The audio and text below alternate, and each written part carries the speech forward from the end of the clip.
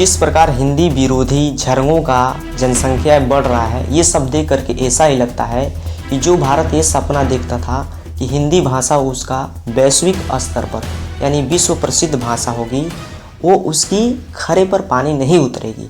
क्योंकि तुम देख सकते हो इसी में से एक झरना है तमिलनाडु, वो इस बात पर अड़ा है कि हम हिंदी भाषा को नहीं अपनाएंगे, हिंदी भाषा को नहीं पढ़ेंगे। उस भाषा को वो बहिष्कार कर रहा है जिस भाषा को इस भारतवर्ष का शान माना जाता है, उस भाषा को वो अपनाने से डर रहा है। और पता नहीं क्यों तमिलनाडु की सरकार को या फिर तमिलनाडु लोगों को इस बात से डर क्यों लगती है कि हिंदी भाषा उनके लिए खतरनाक हो सकती है।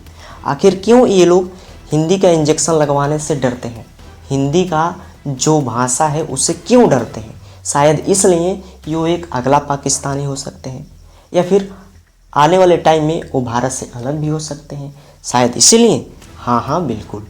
और जिस प्रकार ये तमिलनाडु सरकार अपने दम पर क्या किया है कि रुपीस का जो चिन्ह है, जो सिंबल है, उसको रिप्लेस किया है, ये सब देख करके ऐसा ही नज़र आता है कि इसको हिंदी का डर है। और जितना वो अपने बाप माई दादा से नहीं डरता होगा, उतना वो हिंदी भाषा से डरता है कि शायद ये लोग यदि हमको हिंदी पढ़ा दिए भाई तो हम तो कहाँ चले जाएंगे। आखिर इन तमिलनाडुओं को हिंदी भाषा से इतने नफरत क्यों है? क्या ये भारत के लोग नहीं हैं? जब से भारत में नया शिक्षा नीति लागू हुआ है, जो कि 105 पृष्ठों से संलग्न है, उसमें कहीं भी ये नहीं हिंदी में नहीं लिखा गया है। फिर भी जो तमिलनाडु सरकार है, इसको चिढ़ पता नहीं क्यों लगता है कि वो हिंदी भाषा को नहीं अपनाता है। और तो और हम लोगों को कक्षा 12वीं में प्रोफेसर सुंदर जी रेड्डी द्वारा एक निबंध पढ़ाया जाता है, भाषा और आधुनिकता। उसमें इस बात को बल दिया गया है कि आने वाले टाइम में जो हमारा हिंदी भाषा है वो विश्व प्रसिद्ध भाषा बनेगा। लेकिन जिस प्रकार तमिलनाडु इस हिंदी का बहिष्कार कर रहा है, ये सब देख करके ऐसा ही लगता है कि वैश्विक स्तर पर क्या वो अपने देश में ही नहीं प्रसिद्ध बन पाएगा तो वैश्विक स्तर पर कैसे जाएगा, और देश प्रदेश में कैसे लागू हो सकता है? कभी भी नहीं हो सकता है। अरे तमिलनाडु सरकार, यदि तुम्हें हिंदी भाषा से नफरत है तो तुम तमिल फिल्मों को हिंदी में डब क्यों कराते हो?